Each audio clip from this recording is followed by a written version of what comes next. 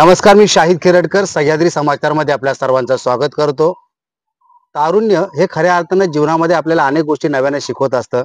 तरुणाई समाजाचं आशास्थान आहे, देशाचं आशास्थान आहे. तरुणाच्याच खांद्यावरती या देशाचं भविष्य अवलंबून आहे. मात्र ती तरुणाई कुठल्या दिशेने जाते हे फार महत्वाचं आहे. अलीकडे तरुण पिढी ही भरकटत चाललेली आहे. त्यांना नेमकी दिशा प्राप्त होत नाही आहे. सोशल मीडियाच्या माध्यमातून त्यांच्या मेंदूमध्ये बुद्धिभेद केला जातो आणि मग अशामध्ये नेमकं आपण काय करावं, काय वाचावं, काय शिकावं, कसा विचार करावा याकडे तरुण थोडासा भरकटलेला आहे. मात्र असे काही तरुण आहेत जे ध्येयवेडे आहेत. अशापैकी एक असा ध्येयवेडा तरुण आहे, ज्याला खरा कदाचित समाजात वेडा म्हणेल, मी त्याला ध्येयवेडा म्हणतो. हा तरुण एका विचारानं पछाडलेला आहे. त्यानं या समाजामध्ये ज्या काही गोष्टी चाललेल्या आहेत, पर्यावरणाची जी हानी होत आहे, या समाजातली विषमता आहे, याच्यामध्ये जातीय धार्मिक जो काही सलोखा आहे, त्याच्यामध्ये चाललेला काही विचारभेद आहे, या सगळ्या गोष्टी त्याला कुठेतरी खुणावतायत आणि मग त्याचा शोध घेण्यासाठी तो बाहेर पडलाय. त्यानं अलिबाग येथील रेवासापासून त्या अगदी रेड्डीपर्यंत पायी प्रवास, जवळजवळ 900 किलोमीटरचा पायी प्रवास केला आणि त्या प्रवासात त्यानं अनेक गोष्टी जाणून घेण्याचा प्रयत्न केला. या देशाचं एकंदरीत चित्र काय आहे, समाजाचे चित्र काय आहे, लोकांची मानसिकता काय आहे, लोकांची विचार पद्धती काय आहे आणि नेमक्या कोणत्या उणीवा आहेत, या सगळ्या गोष्टी त्यानं विचार करण्याचा किंवा पाहण्याचा प्रयत्न केलाय. आणि अशातून त्याला अनेक गोष्टी अवगत झाल्या, त्याला अनेक गोष्टी प्राप्त झाल्या आणि नेमकं त्याला काय या समाजातलं चित्र दिसलं हे जाणून घेण्याचा आपण प्रयत्न करणार आहोत. आपल्याबरोबर 28 वर्षाचा तरुण, जो इंग्लंडमधून एक शिक्षण घेऊन आलाय. इंग्लंड सारख्या प्रगत देशात जाऊन शिक्षण घेतल्यानंतर लोक नोकरीचा विचार करतात, आपण अर्थार्जन चांगलं करावं, आपलं करिअर घडवा असा विचार करतात. मात्र यानं एक वेगळा विचार समाजासाठी निर्माण केलाय आणि तो एका वेगळ्या गोष्टीच्या शोधात आहे. तो शोध त्याला काय नेमका घ्यायचा आहे हे आपण त्याच्याकडून जाणून घ्या. आपल्याबरोबर आहे आशुतोष जोशी. आशुतोष, तुझं स्वागत आहे. नमस्कार. पहिलं म्हणजे तुला मी सलाम करतो की ज्या वयामध्ये तरुण एन्जॉय करत असतात, जीवनाचा आनंद घेण्याचा विचार करतात, अशा वेळेला तू एका वेगळ्या विचाराने, एका ध्येयानं पछाडलेला आहेस आणि 900 किलोमीटरचा पायी प्रवास करून तू काही गोष्टी शोधण्याचा प्रयत्न करतोयस. मला सर्वप्रथम सांग की तुझं शिक्षण किती आणि कशा पद्धतीने तुझा आता जीवन प्रवास चालू आहे. माझं अगोदरचं शिक्षण म्हटलं तर मी आधी पुण्यामध्ये, मुंबई पुणा दोन्ही ठिकाणी कलेचं शिक्षण घेतलं आणि मग त्यानंतर फोटोग्राफीचं शिक्षण घेतल्यावरती पुढे व्हिज्युअल आर्ट्स मध्ये पदवी घेतली इंग्लंडमध्ये जाऊन. आणि आता मी ॲज अ लेखक, रायटर आणि फोटोग्राफर असंच काम करतो. मग तू एवढं मोठं शिक्षण घेतलंस, फोटोग्राफीतलं शिक्षण घेतलंस, तुला लिखाणाची आवड आहे, तू फोटोग्राफीमध्ये म्हणजे निसर्गाचे काही क्षणचित्र तू टिपत असतो. मात्र आता तू जो काही पायी प्रवास सुरू केला होतास, हा पायी प्रवास तू कुठला विचार घेऊन केलास आणि कुठून सुरुवात केलीस आणि तुला काय अवगत झालं? ह्याची सुरुवात रेवस पासून रेड्डी पर्यंत केली, पण त्याची ऍक्च्युअल सुरुवात म्हणायला गेलं तर खूप अलीकडे जातं की म्हणजे ज्यावेळी मी पहिल्यांदी हे सगळं शिक्षण घेऊन भारतात परत आलो, त्यावेळी मी हे गुहागर पासून विशाखापट्टणम पर्यंत चालत गेलो आणि त्या ह्याच्यामध्ये मला भरपूरशा गोष्टी भारताबद्दल वेगळ्या नव्याने कळायला सुरुवात झाली. आणि त्याच्यामध्येच असताना किंवा त्या प्रवासावरनं परत आल्यानंतर मला हे पहिल्यांदा लक्षात आलं की आपल्याला आपल्या गावामध्ये राहून काहीतरी करणं गरजेचं आहे. बाहेर आपण राहतोय वगैरे ते एक काय म्हणू रॅट रेस आहे, त्याच्यामध्ये आपण अडकलेलो आहे, गोल गोल फिरतोय, पण त्याच्या पलीकडे जाऊन आपले विचार नाही होत. आणि मग इथे राहिल्यानंतर अशा निसर्गरम्य वातावरणात राहताना इथे काय करता येईल आणि इथे कसं करता येईल ह्याच्यासाठी मी पुन्हा गावात आलो आणि इथे येऊन काम करायला सुरुवात केली. आणि हे करत असताना काही प्रोजेक्ट येणार हे लक्षात आलं होतं आणि लोकांचे इथे म्हणजे हे रस्ते नवीन येत आहेत, त्याच्यामध्ये रेवस रेड्डी महामार्ग होता, ग्रीनफील्ड बद्दल चर्चा सुरू झाली होती, भरपूरशे पोर्ट बंधारे वगैरे या सगळ्या गोष्टी इथे येत आहेत असं कळायला सुरुवात झालं होतं. आमच्या इथे गावामध्ये सुद्धा पोलिसांच्या गाड्या येऊन इथे सगळीकडे सर्वेक्षण झालं वरनं. पण जेव्हा विचारायला गेलो इथे सरपंचांना, तेव्हा लक्षात आलं की कोणाला काहीच अंदाज नाही, कल्पना नाही. आणि हे जे काही म्हणजे निसर्गाचा ऱ्हास करून जे काही प्रगती केली जाते, त्याच्यामध्ये जर तुम्ही गावकऱ्यांनाच विचारलं नाहीत, गावातल्या लोकांनाच जर म्हणजे तुम्ही समजून घेतलं नाहीत की त्यांना नक्की काय पाहिजे, तर तो विकास फक्त आणि फक्त एक विशिष्ट पद्धतीनेच फक्त जाणार आहे. तो गावातल्या जुन्या परंपरा, पद्धती ज्या काही आहेत त्या जपून नाही जाणार आहे, त्या तोडून जाणार आहे. मग तसं न होता ह्याला आपण कसं एक फॉर्मेटिव्ह स्ट्रक्चर त्याचं कसं तयार करायचं की ग्राउंड अप त्याला करायला पाहिजे, त्याच्यामध्ये पण म्हणजे मी खूप वाचत होतो, जे गाडगिलांनी म्हणजे गाडगीळ समितीमध्ये जे सांगितलं होतं की तुम्ही म्हणजे त्यांच्यावरती काहीतरी लादू नका, तुम्ही त्यांच्याकडनं शिका, गावाकडनं शिका आणि ते ग्राउंड अप तुम्ही सुरुवात करा. जे झालेलं इथे अजिबात कुठे बघितलं नाही. आणि मग मी म्हटलं की सगळंच चित्र बघता कोणीही याच्यावरती बोलेल असं दिसत नव्हतं, किंवा बोलताना तरी दिसतंय पण ते सोशल मीडिया पुरतं. त्याच्या बाहेर पडून कुठेतरी कृतीमध्ये आपण काहीतरी आणायचं, तर तसं कुठे काही दिसलं नाही. आणि मग त्याच्यासाठी काहीच पर्याय असतात, की आपण गाडीने, बाईकने वगैरे गेलो तर आपल्याला बघतानाच लोकं वेगळ्या एकदम नजरेने बघायला लागतात. मग तसं न करता आपण चालतच जावं आणि चालतच लोकांमध्ये मिसळून प्रत्येक गावामध्ये थांबून ग्रामसभा घेत असं प्रत्येक गावामध्ये जाऊन कळेल तरी की नक्की काय परिस्थिती आहे आणि मग काय करता येईल हे पण त्याच्यामधनं समजून जाईल. म्हणून मग मी पायी प्रवास करायचा निर्णय घेतला. मला तुझा पायी प्रवास आणि त्याच्यातून तुला आलेले अनुभव मी तुला जाणून घेईन. मात्र याची कुठेतरी एक सुरुवात झाली असेल. तुझ्या मनात पहिल्यांदा असा विचार कधी आला, की बाबा आता मी लंडनमध्ये तू होतास. म्हटल्यावर तुला करिअर समोर दिसत असेल.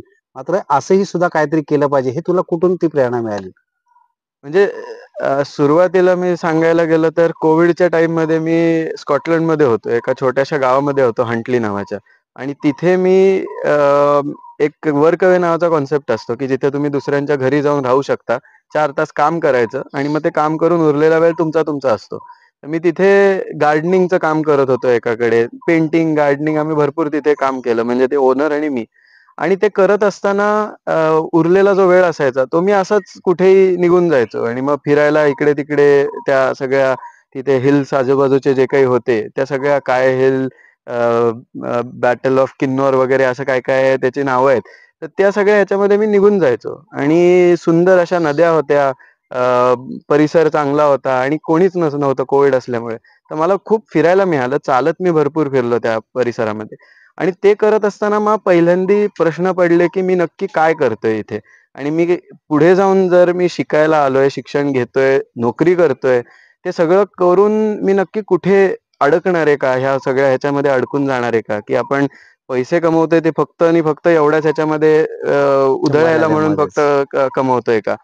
हे प्रश्न पडायला लागले त्यावेळी दुसरे पण प्रश्न पडायला लागले होते, की माझा जो काही म्हणजे हे सगळे जे काही स्किल्स मी घेतोय, आत्मसात करतोय, त्याचा उपयोग इथे नाही होणार आहे. त्याचा उपयोग जर व्हायचा असेल, तर तो भारतामध्येच होऊ शकेल, की जिथे त्याची गरज आहे खरी. आणि मग इथलं जे काही चित्र जे काही बघत होतो, इथे जे काही चालू होतं त्या काळामध्ये, त्या हिशोबाने मी म्हटलं, की आपण थोडे परत मागे वळूया. आणि त्या काळामध्ये मी अनेक फिलॉसॉफर, सायकॉलॉजिस्ट वाचत होतो. वेस्टर्न असतील, ईस्टर्न असतील आणि काही अमेरिकन रायटर्स होते. थरो पूर्णपणे एकदम एका छोट्याशा झोपडीमध्ये जाऊन राहायला लागला होता आणि त्याने मग त्याच्यावरती कसं निसर्गासोबत जगायचं ह्याच्यावरती लिहिलं होतं. मी इकडे जेव्हा वाचत होतो, तेव्हा टागोर वाचत होतो. तर टागोरांचं शांतिनिकेतन मधलं जे काही एक जगणं होतं किंवा ते का म्हणून परत तिथे जाऊन राहण्यासाठी प्रवृत्त झाले असतील, शिक्षण वगैरे घेतल्यानंतर सुद्धा.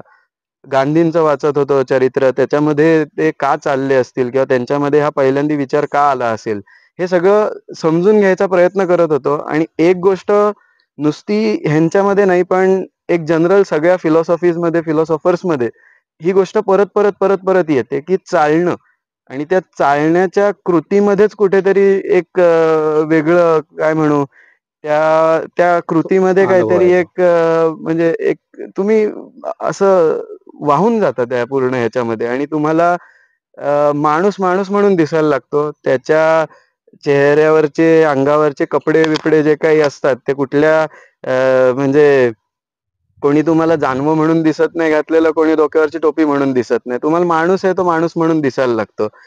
हे एक साधं त्याचं गणित आहे आणि ते मी अगोदर केल्यामुळे किंवा तिथे चालत असल्यामुळे ते दिसत होतं. एका वेगळ्या राष्ट्रामध्ये राहत असताना सुद्धा, की त्या लोकांनी सुद्धा मला आपलं करून घेतलं होतं. जेव्हा की मी त्यांचा कोणी लागत नव्हतो. पण ते ह्याच्यामुळेच की मी चालत फिरत होतो, हिंडायचो. म्हणजे ह्या सगळ्या गोष्टींमधनं मला ते वाटलं की हा राइट ट्रॅक आहे.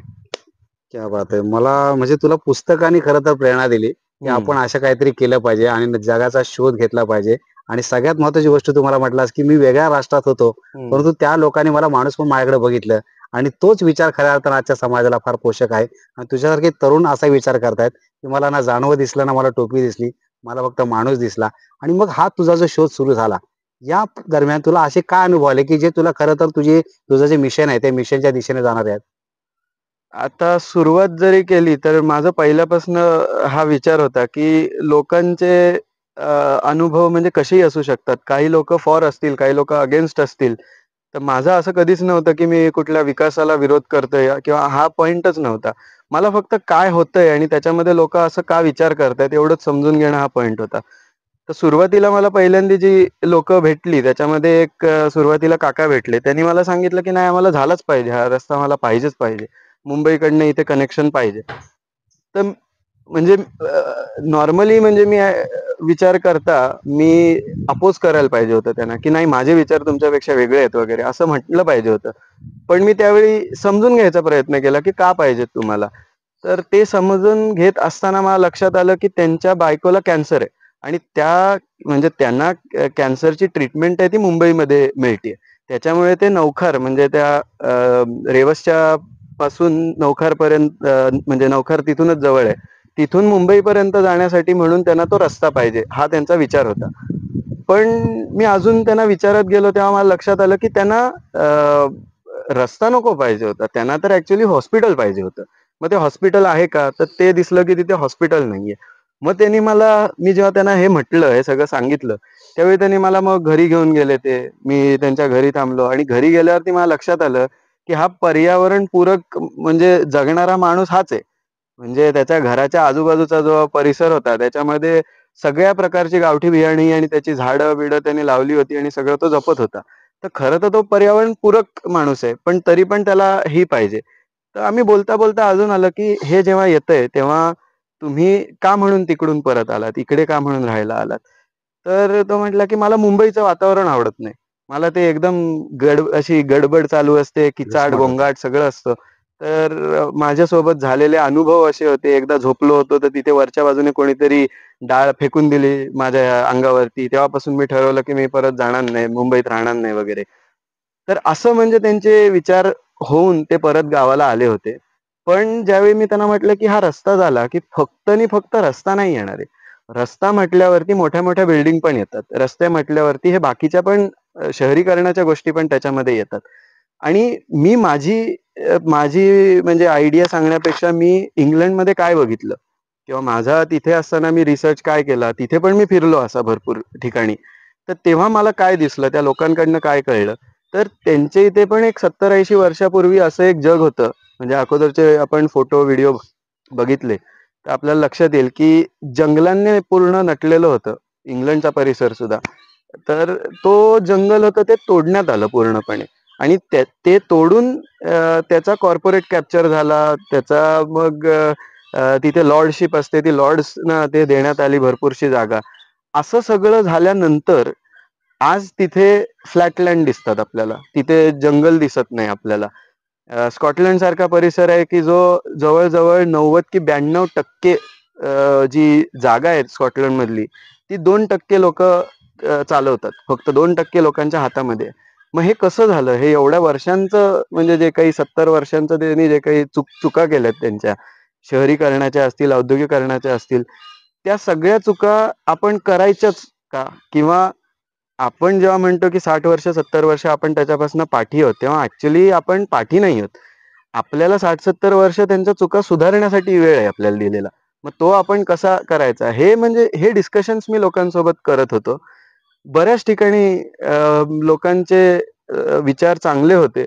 अ, असे मला कुठेही असं वाईट आणि हे करून असं कोणी केलं नाही. फक्त एवढंच आहे, की आपल्या इथे मूलभूत गरजा म्हणजे ज्या काही गरजेच्या असतात, का माणूस इथून आता स्थलांतर करतो. तर म्हणजे आमच्याच इथे पण भरपूर उदाहरणं आहेत, की काही जणांना शेवटी कंटाळून ती परत आली आणि ते आता इथे खूप आरामात जगतायत. पण ते आज कळतंय किंवा कसं होतं, की इथे शाळा चांगल्या नाहीयेत. इथे पुढे जाऊन तुम्ही आय-टी-आय वगैरे जायचं असेल, तर त्याचे तुम्हाला कॉलेजेस चांगले नाहीयेत. इथे हॉस्पिटल्स चांगले नाहीयेत. इथे सगळीकडे टुरिझमचा स्कोप म्हणजे आहे किंवा वेगवेगळ्या इंडस्ट्रीजचा स्कोप आहे. ते स्कोप असताना सुद्धा त्याला गायडन्स मिळत नाहीये, त्याला प्रॉपर लोक मार्गदर्शन करायला तिथे जात नाहीयेत. आणि मग घेतंय कोण जागा जमिनी, की कोणीतरी बाहेर न येता येत आणि ते ज्यांच्याकडे जास्ती पैसा आहे शेवटी तेच टाकून त्या जमिनी घेऊ शकतात. ते तिथे तेच बांधतायत जे इथे ते बाकीची लोक पण बांधू शकत होती. आणि मग त्याच्यामधनं महिन्याला ते सहज 50-60 हजार रुपये काढतायत आणि हे नाही काढू शकत आहेत. ते फक्त गायडन्स नसल्याचा तो प्रॉब्लेम म्हणजे आहे इथे, आणि मूलभूत सोयी नसल्याचा. तर त्या जर इथे प्रोव्हाइड करता आल्या, आणि हे सगळ्यांचंच मत तसं पडलं की त्या जर प्रोव्हाइड करता आल्या, तर इथे असल्या कुठल्याही उद्योगधंद्यांची गरज नाहीये. म्हणजे तसं बघायला गेलं तर बाकीच्या ऍज सच ह्याच्यामध्ये पण तुम्ही वाईट कारखाने का म्हणून आणायचे, हे बऱ्यापैकी लोकांचा तोच प्रश्न आहे. फक्त इथे होतंय कसं आता, की आता म्हणजे मी तरी ज्या ज्या गावांमधनं आलो त्याच्यावरनं मला लक्षात येतं की गावांचं राजकारण बदललंय या मागच्या काही वर्षांमध्ये. आणि त्याच्यामध्ये पण बदल काय झालाय, की गावांमध्ये जी एकी होती, जे लोक एकत्र येऊन एकमेकांचे प्रॉब्लेम बैठका घेऊन सॉल्व्ह करायचे, ते वातावरण म्हणजे संपवलं ते नाही माहिती, पण ते ते वातावरण नाहीये आता. भरपूरशा गावांमध्ये असं झालंय, की मी जर तिथे आपण एक ग्रामसभा घेऊया म्हटलं, तर तिथे आधीच मला तिथून म्हणजे लोक सांगायची, की हा ह्या गटाचा, तो त्या गटाचा, तो त्या गटाचा, त्याच्यामुळे हे सगळे एकत्र येणं शक्य नाही.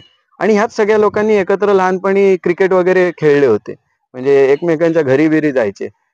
ते संपलंय, ते बदललंय, आणि तसं झाल्यामुळे हे कुठेतरी एकत्र येऊन काम करणं आता ते शक्य नाहीये. ह्या सगळ्याच्या नादामध्ये मग पुढे काय होतं, की जमिनी आहेत त्या विकल्या जातात, त्या कोणीतरी दुसराच घेतो. मग खोटी आश्वासनं दिली जातात, की आम्ही तुम्हाला इथे नोकऱ्या देऊ, आणि शेवटी त्याच्यामधनं काहीच निष्पन्न होत नाही. कारण की एकदा जमीन गेली की तुम्हाला ते प्रश्न तेच विचारतात, की जमीन तर आता गेले, आता काय तुम्ही भांडताय, कशावरती भांडताय, आता नोकऱ्या वगैरेचं विचारू नका. अशा अनेक गोष्टी तुला त्या ठिकाणी सापडल्या. म्हणजे एक महत्वाचा विषय आता तू म्हटलास, की वास्तव आहे समाजाचं, की पूर्वीसारखी आता एकी राहिली नाही. पूर्वी एकाच ठिकाणी लोक यायचे, आपल्या न्यायनिवाडा करायचे, आपल्या समस्या सोडवायचे, राजकारणावरती दबाव आणू शकत होते. पण तू म्हटल्याप्रमाणे आता ते संपले किंवा संपवलं गेले. आता ह्याचं नेमकं आपल्याला उत्तर सापडणार नाही. मात्र या गोष्टीमुळे समाज मागे पडला. ही पण कारण त्यावेळेला गावातलं गावपण जे होतं, ते खऱ्या अर्थानं आपल्या गावाचं वैभव होतं किंवा आपल्या समाजाचं वैभव होतं. पण ते आता थोडंसं मागे पडलंय. मात्र या सगळ्या गोष्टीचा तुझा जो अनुभव आहे, हा तू कोणा प्रशासकीय अधिकाऱ्यांशी किंवा संबंधित यंत्रणेशी तू कधी शेअर केलायस किंवा तुझं सगळं लेखी स्वरूपात असं काही तयार केलंस? मी टाकत असतो हे सगळं फेसबुक वरती. आणि म्हणजे एका ठिकाणी मी तांबलडेग म्हणून एक गाव आहे, तिथे एमटीडीसीचा एक खूप मोठा रिसॉर्ट आहे. जवळजवळ 80 कोटी खर्च करून तो 2017 मध्ये बनला. आतमध्ये त्याच्या सगळे एसी, बाथटब, रूम सगळ्या भरलेल्या आहेत. 2017 पासून 2025 पर्यंत अजूनही, एवढी वर्ष झाली, अजूनही त्याला हात पण लावायला कोणी गेलेलं नाही. तो बनून पूर्ण तयार आहे, पण तिथे आतमध्ये टुरिस्ट जात नाहीये. आज ते पूर्ण डबघाईला आले. ह्याचे मी व्हिडिओ टाकले, सगळं टाकले, सगळे बघतायत, कोणी बघत नाही असं नाही. फॉरेस्ट बद्दल म्हणजे काय चालू आहे फॉरेस्ट मध्ये, की सगळीकडे नुसती सागाची लागवड आहे. आमच्या इथे सगळीकडे माकडं का येत आहेत खाली, किंवा वांदरं, माकडं, ही सगळी प्राणी खाली का म्हणून शिरकाव करायला लागले. तर फॉरेस्ट फक्त आणि फक्त सागाची लागवड करते. ह्याच्यावरती सगळे ते व्हिडिओ पण व्हायरल गेलेत. असं नाही होत की कोणी बघत नाही, बघतात सगळे, पण त्याच्यावरती काम नाही करतायत कोणाला. सगळे प्रेशर मध्ये आहेत. हे सगळ्यांकडनं मी आतापर्यंत जिथे कुठे बोलत आलोय तिथून सगळ्यांकडनं हेच येतं, की आम्ही प्रेशर मध्ये आहोत. आता हे प्रेशर म्हणजे काय असतं ते मलाच कळत नाही आता. नाही, पण जसं की मला आता जेव्हापासून मी बघतोय तुझा सगळा प्रवास, मी सोशल मीडियातूनच पाहिलं, की आशुतोष नावाचा आमचा एक चिपळूणचा किंवा गुहागर मधील नरवण गावचा एक सुपुत्र, हा काहीतरी एका ध्येयानं पछाडलेला आहे आणि तो चालतोय. तो मला तुला भेटणं, तुझ्याकडून काय गोष्टी जाणून घेणं, ही मला स्वतःला जिज्ञासा वाटली.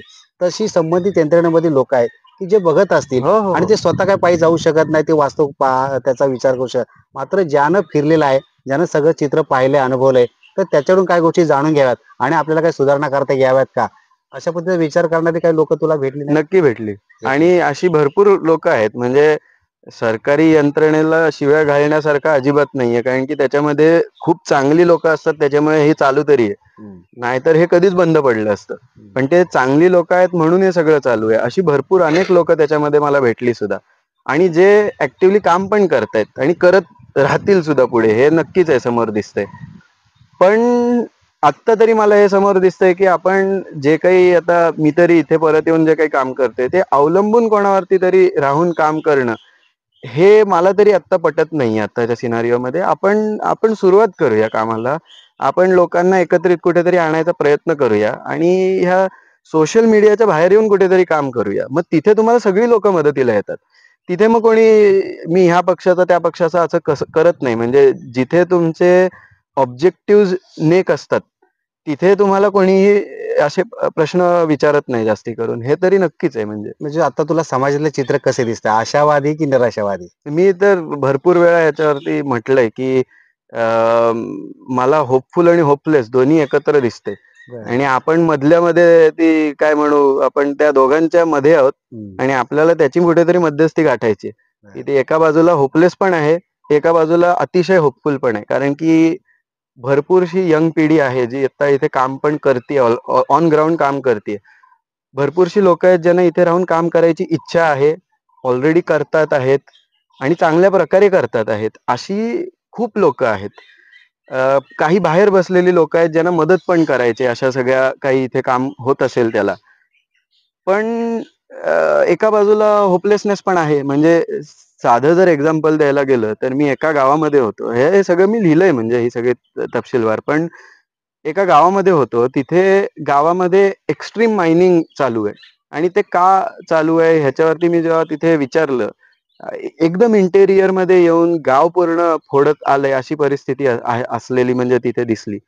अशा सगळ्या गोष्टी असताना तिथे का झालं तर तिथल्याच गावातल्या लोकांनी मला सांगितलं की इथले जे कोणी राजकारणी आणि हे ते असतील आणि तिथले जे काही ओनर असतील त्यांनी आम्हाला आमचं मंदिर पडत आलं होतं त्याचं कॉन्क्रिटीकरण करून दिलं म्हणून आम्ही त्यांना 6 डोंगर फोडायची अनुमती दिली.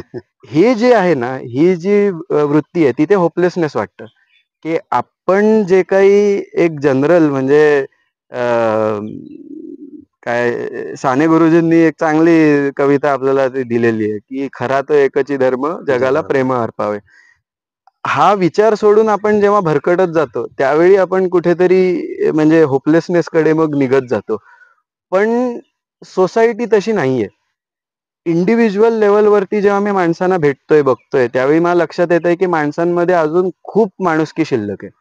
पण त्या माणसांचा जेव्हा कळप होतो त्यावेळी मग ती होपलेसनेस मग तिथून सुरुवात होते आणि मग मी माझे विचार माझी आयडिओलॉजी आणि हा गट आहे तो मी माझे विचार माझी आयडिओलॉजी ह्या दोघांना त्या त्या कळपापासून परत बाहेर काढलं आणि परत नागरिक म्हणून बनवायला प्रयत्न केला आपण तर तो नक्कीच आपण एका चांगल्या डिरेक्शनला जातोय. आणि हे दोन्ही विचार एकत्र चालू असतात. म्हणजे ह्युमन सायकोलॉजी आहे ती की तुमच्या मनामध्ये माझ्या मनामध्ये चांगले आणि वाईट विचार दोन्ही एकत्र चालत असतात. हीच मजा आहे म्हणजे या सगळ्या जगण्याची की दोन्ही गोष्टी एकत्र चालू आहेत त्याच्यामधनं तुम्हाला चांगलं घेऊन फक्त पुढे जात राहायचं एवढंच. तू आता महत्वाचा मुद्दा मांडलास. पण मला डायरेक्टली तू जरी बोलला नसलास तरी आता जे जाती धर्माचे जे काही या ठिकाणी चित्र निर्माण केले जातं त्याच्यातून जी सामाजिक अस्वस्थता निर्माण होते प्रत्यक्षात तुला तसं कुठे दिसलं? कारण तुला प्रवासामध्ये मोहल्ले दिसले असतील, वाड्या दिसले असतील, बौद्धवाड्या दिसल्या असतील, अनेक जाती धर्म पंथ वर्णाचे लोक भेटले असतील.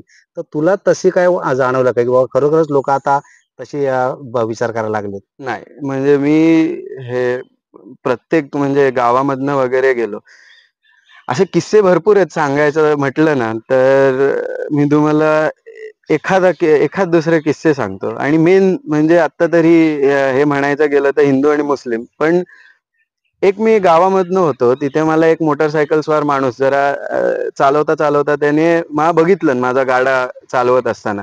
तर त्याने मला सहज अगदी विचारलं की कुठून चाललंय कुठे चाललंय वगैरे. मी सांगितलं.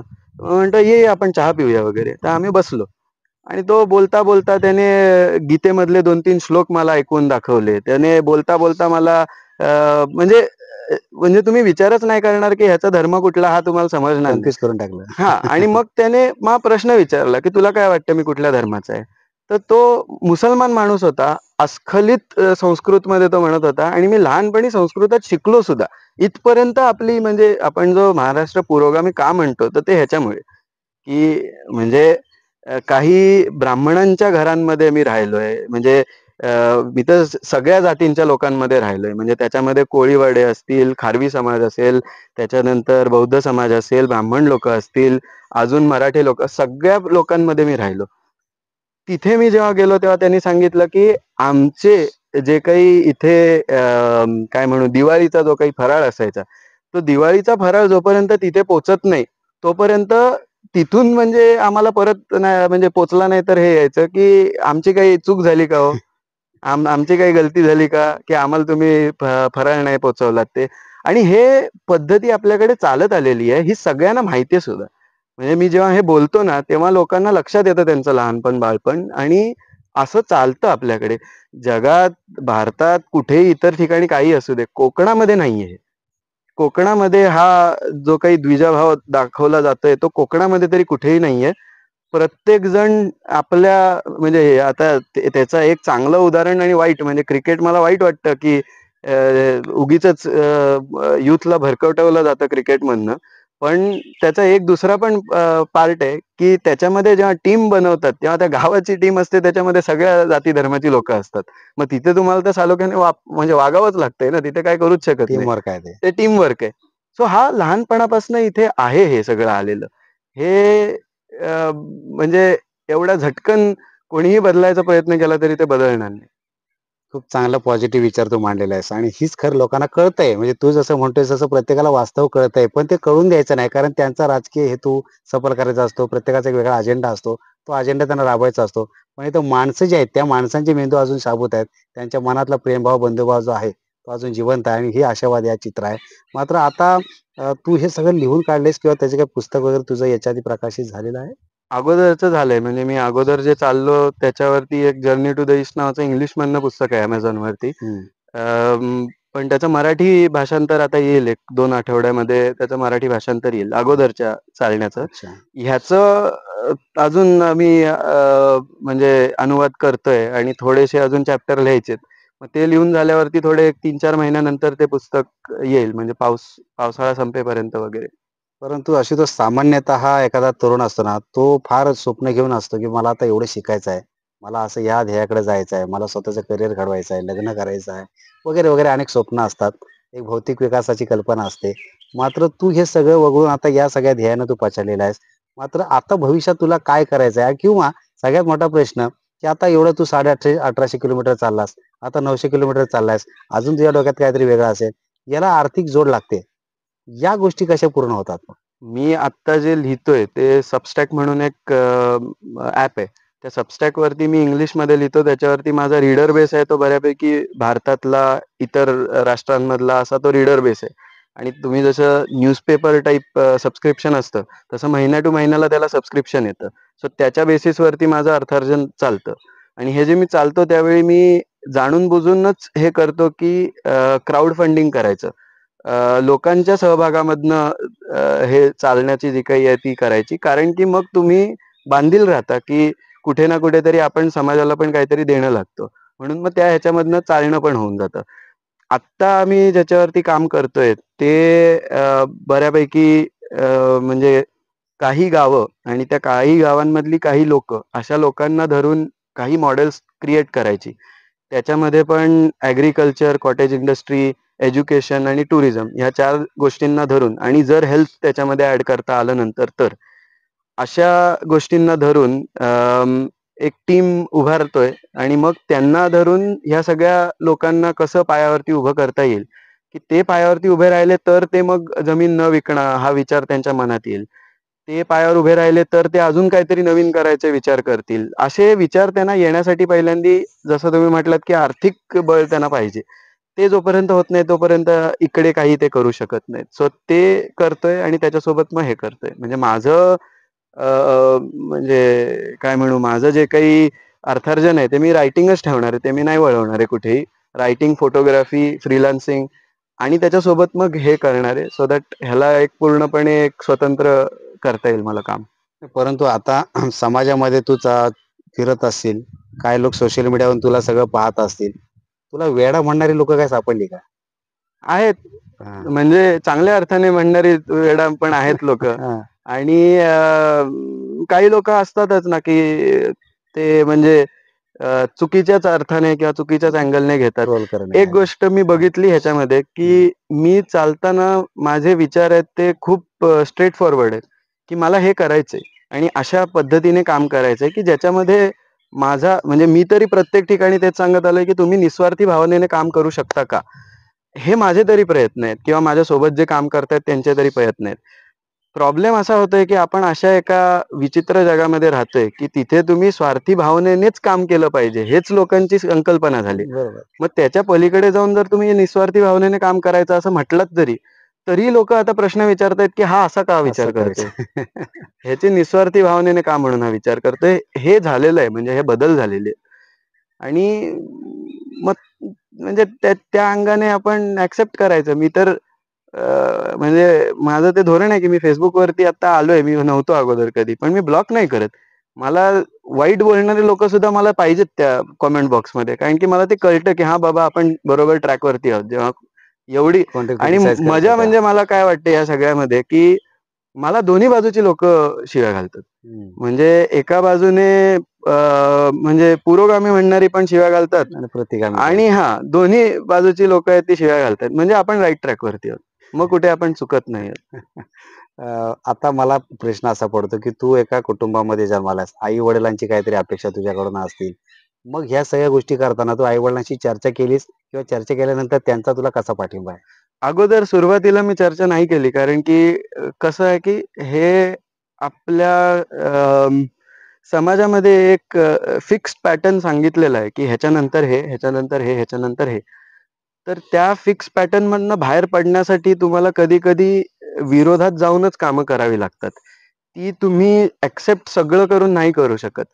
आणि माझं नशीब चांगलं आहे की माझे आई-वडील, आजी-आजोबा, पूर्णच कुटुंब त्या ह्याला मला सपोर्ट करत गेलं पुढे पण. सुरुवातीला जरी त्यांचा विरोध असेल की हे आम्हाला कळत नाहीये तू काय करतोयस, पण ॲटलीस्ट नंतर जेव्हा कळायला लागलं, त्यावेळी ते सपोर्ट करत होते. मी चालतोय तेव्हा ते चालायला पण माझ्यासोबत अनेकदा आले. सो हा माझा प्लस पॉइंट आहे की माझे आई-वडील, आजी-आजोबा पूर्ण म्हणजे कुटुंबच असं आहे की ज्यांना ते ॲक्सेप्टेबल आहे की तू जे करतोयस ते. आणि त्याच्यामुळे मी हे करू पण शकतोय. नाहीतर करणं हे कठीण आहे की घरातनंच एक पूर्णपणे विरोध असेल तर.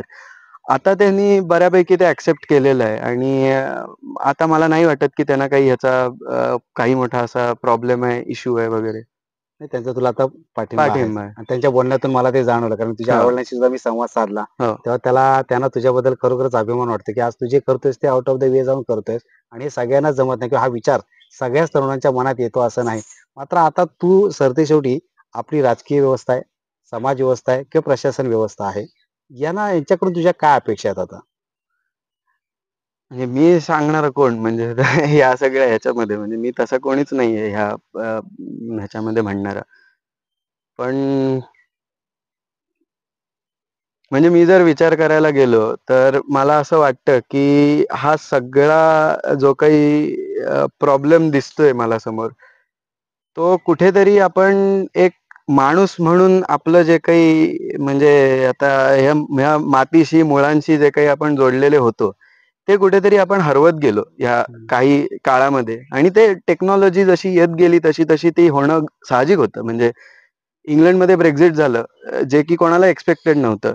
म्हणजे हे अनएक्सपेक्टेड गोष्टी टेक्नॉलॉजीच्या ह्या काळामध्ये घडणं अपेक्षित आहे. मला सुद्धा, की असं होणार आहे. पण कुठेतरी तो सोशल मीडियाचा जो प्रभाव. चुकीचा जो काही हा होतोय, प्रभाव पडतोय लोकांवरती आणि सगळ्या लोकांवरती पडतोय. मी असं नाही म्हणत आहे, की त्याच्यासाठी कुठली फक्त राइट विंग जबाबदार आहे, लेफ्ट विंग जबाबदार आहे. सगळी लोकं जबाबदार आहेत. प्रत्येक जण काय होतंय ना, की प्रत्येकाने आपला आता गट बनवून घेतलाय. प्रत्येक जण म्हणजे मी मागच्या चाळण्यामध्ये मला ते दिसलं, की लमाणी लोकांचं लमाणी एक सर्कल आहे. ब्राह्मणांचं ब्राह्मण सर्कल, मराठ्यांचं मराठा सर्कल, अजून इतर जातींचं इतर सर्कल. म्हणजे हे सगळ्यांनी आपापली सर्कल वाटून घेतलेत आणि माणूस म्हणून कोणी स्वतःला आता बघत नाहीये. त्या सर्कलमध्ये ते राहण्याचा प्रयत्न करतायत. त्या सर्कलच्या बाहेर पडता आलं आता, तर आपल्याला कुठे ना कुठेतरी परत बॅक ऑन ट्रॅक येता येईल कुठेतरी. ॲज अ समाज म्हणून, ॲज अ देश म्हणून सगळंच म्हणजे. आणि मी म्हणजे हे माहीत नाही लोकं कसं घेतील, पण मला तरी असं वाटतं, की असं नाहीये, की सगळे राजकारणी, सगळे गव्हर्नमेंट मधली लोकं वगैरे वाईट आहेत. फक्त आजूबाजूचा ज्या प्रकारच्या गोष्टी होत जातात ना, की येस मॅन ज्यावेळी येत जातात तुमच्या आजूबाजूला आणि सगळ्या तुमच्या होला हो मिळवत जातात. त्यावेळी तुम्ही काही वेळ कुठेतरी निसर्गात जाऊन शांत बसून अ, जे काही प्रश्न पडलेले आहेत त्याच्यावरती कॉन्टेम्प्लेट करत नाही आणि तुम्ही फोर्सफुली फक्त आपली सत्ता टिकावी म्हणून काही करू शकता. हे न करता जर आत्ता थोडाफार कॉन्टेम्प्लेट करता आलं ॲज अ समाज, ॲज अ सोसायटी सगळ्यांनाच, तर कुठेतरी म्हणजे ह्याच्यामध्ये फरक नक्की पडेल, की एक आंतरिक आपण जे खच्चीकरण आपण म्हणतो, की हे आपलं सगळ्या प्रकारचे आपल्याकडे आयडियाज आहेत. म्हणजे तसं बघायला गेलं तर इथे सगळ्या प्रकारच्या धर्मांमधली लोकांनी ज्या प्रकारच्या आयडियाज समोर आणून ठेवल्यात, ज्याच्यामध्ये आपले म्हणजे सगळ्या प्रकारची ही होती म्हणजे तुकाराम होते, ज्ञानेश्वर होते, रुमी होते, म्हणजे सगळ्या प्रकारचे संत संत होऊन होते. गेलेत त्याच्यामध्ये सगळ्या जाती धर्मामध्ये. आणि अशा सगळ्या ह्याच्यामध्ये असताना आपण कुठेतरी अ, म्हणजे तो जो काही कोर आहे आपला, तो कुठेतरी हरवत चाललाय आणि भलतीच दिशा जी काही आहे त्या दिशेला जात चाललंय. सो काही काळासाठी मला वाटतं, की म्हणजे 1 दिवसासाठी जरी अशा पोझिशनवरती बसलेली जी माणसं आहेत, त्यांनी जंगलात जर गेले ते, म्हणजे मी सांगतोय ते एक्स्ट्रीम नाही सांगत आहे. त्यांनी जर ते जंगलात गेले आणि एकटे जंगलामध्ये जिथे कोणीही माणूस नाहीये अशा ठिकाणी जाऊन वावरले, तर त्यांना ह्या कुठल्या प्रकारच्या आपण जगात आहोत, निसर्ग म्हणजे काय आणि हे आपल्याला कसं पोचतंय, हे जर आपण पूर्णपणे ह्याच्याकडे नजरअंदाज करून बघायला सुरुवात केली, तर आपण नाही जगू शकत. हे कुठेतरी म्हणजे समजेल त्या पूर्ण प्रोसेसमध्ये आणि कुठेतरी तो माणूस म्हणून बाहेर पडेल त्या जंगलामधनं. जे आपण तसं माणूस म्हणून अगोदर सोसायटी फॉर्म केल्या बाहेर पडलो वगैरे, ते परत कुठेतरी आपण करायची गरज आहे. रिव्हर्स गिअर टाकायला पाहिजे थोडा 1 दिवसासाठी तरी. हां. म्हणजे प्रकृतीशी संवाद साधल्यानंतर तुम्हाला खऱ्या अर्थाने जगणे संस्कृती कळून जाईल. हो. मला खूप खरं वाटतंय म्हणजे मला तुझ्याशी आता मगाचपासून आपण अर्धा तास बोलतोय. तुझ्या वयाच्या अनेक तरुणांशी मी आजपर्यंत संवाद साधला असेल. पण तुझ्यातली एवढी प्रगल्भता बघून मला खूप कौतुक वाटतं, की तू इतक्या प्रगल्भतेने आणि इतका पुढारलेला आहेस आणि इतका समाजाचा, निसर्गाचा, पर्यावरणाचा, राजकीय, सामाजिक व्यवस्थेचा एवढा विचार करतोय. म्हणजे तुझ्यासारखे तरुण खऱ्या अर्थानं या समाजाचं आशास्थान आहेत, या देशाचं आशास्थान आहेत. काय सांगशील तुझ्यासारखे अनेक तरुण आहेत, जे तू म्हणतोयस की भरकटलेले आहेत. अशाच लोकांना काय संदेश देशील किंवा तुला काय अपेक्षा आहे तरुण पिढीकडून? परत म्हणजे हे मी बोललो तर मला तरुण पिढी शिव्या घालेल, तू कोणाला घालू बोलणार? दे ना. पण म्हणजे मला जे समोर दिसतंय ते असं आहे, की सोशल मीडिया आणि फोन हे ज्या प्रकारे आपल्याला वापरतायत आत्ता, ते आपण कुठेतरी समजणं गरजेचं आहे. जे पाश्चात्य कंट्रीजने समजलं अगोदर. मला हे नेहमी वाटतं, मी ह्याच्यावरती भरपूर वेळा लिहिलंय सुद्धा, की त्या कंट्रीज आहेत त्या रेडिओवरनं टेलिव्हिजन, टेलिव्हिजनवरनं कलर, मग तो फोन कॉर्डलेस, मग हळू छोटा फोन, मोठा फोन, मग Android अशा ह्याच्यामधनं ते iPhoneपर्यंत पोहोचले. आपला समाज काय झाला, की इथे तो रेडिओवरनं टीव्ही, टीव्हीवरनं डायरेक्ट WhatsApp. अधेमध्ये त्याला काहीच भेटलं नाही आणि म्हणून त्याला हे काय आहे टेक्नॉलॉजी हे समजलेलं नाही अजिबात.